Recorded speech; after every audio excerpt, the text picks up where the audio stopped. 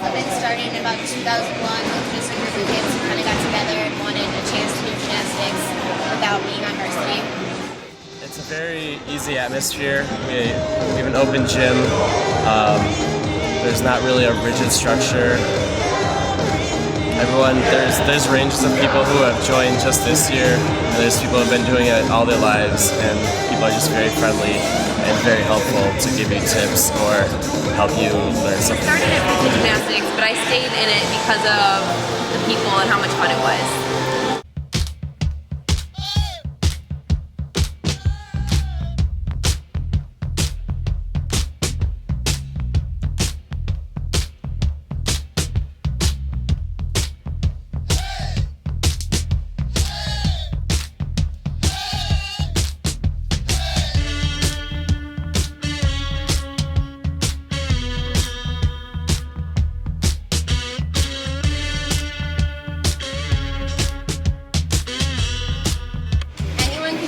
Whether you have no experience or you've been doing gymnastics your entire life.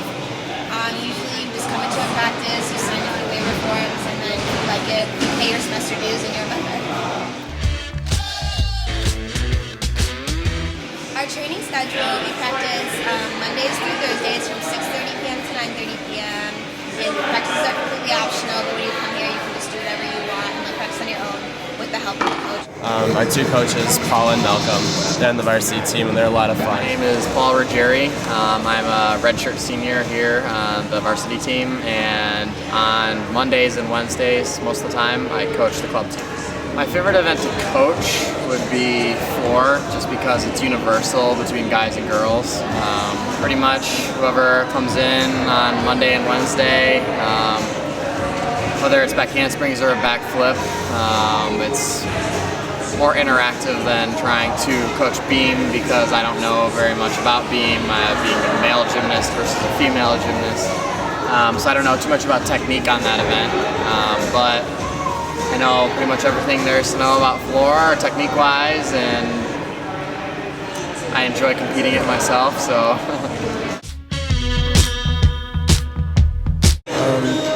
For the first semester, we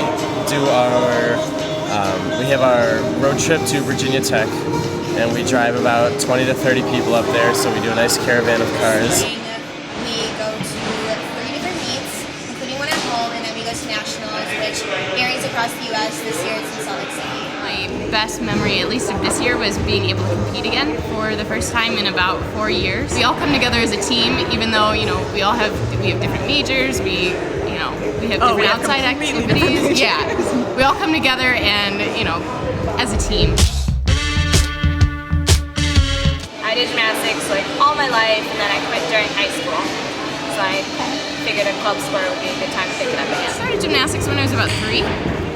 And I did it competitively all the way up until my last year of high school. I really wish I would have pushed through college, but I was able to do club gymnastics at my undergraduate institution. I'm actually a grad student. I never did gymnastics before. I have a trampoline in my backyard, so I've always liked flipping and diving. I got started in gymnastics when I was 3. I think I ran around my house and climbed on things like trees and fences and stuff. My parents figured if they put me somewhere with mats where I wouldn't kill myself, it would probably be beneficial. I've done a lot of sports in the past. I did just about everything. No, I did gymnastics a little bit when I was a kid, but I never got serious about it until now. And it's not even serious now.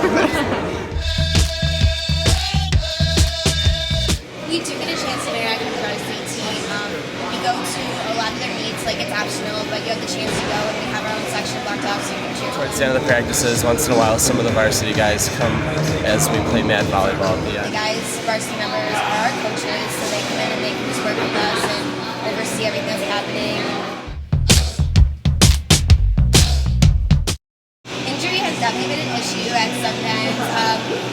My freshman year, actually, we had 2 dislocated elbows within a semester, which is We have a lot more injuries than we usually do. A couple people with boots for stress fractures, a couple sprained ankles, and at our meet we had a freak accident where someone tore his ACL and his MCL and pretty much just took out his whole leg. With vault specifically, I developed shin splints, so that's been an issue. I've sprained my ankles a couple times. I've had stress fractures in my wrists and elbows.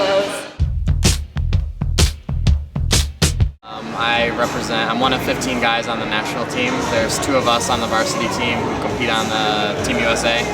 And so there's 15 guys, and from 5 of us, they'll take 5 of the 15 for the Olympic team. And I'll have to decide whether I make the team or not if I continue on to train, whether it be in Colorado at the training center or stay here or end my career, join Cirque du Soleil, or I don't know. I'm figuring it out, and there's just too much up in the air with Olympic trials end of June, so I gotta wait and see what happens first.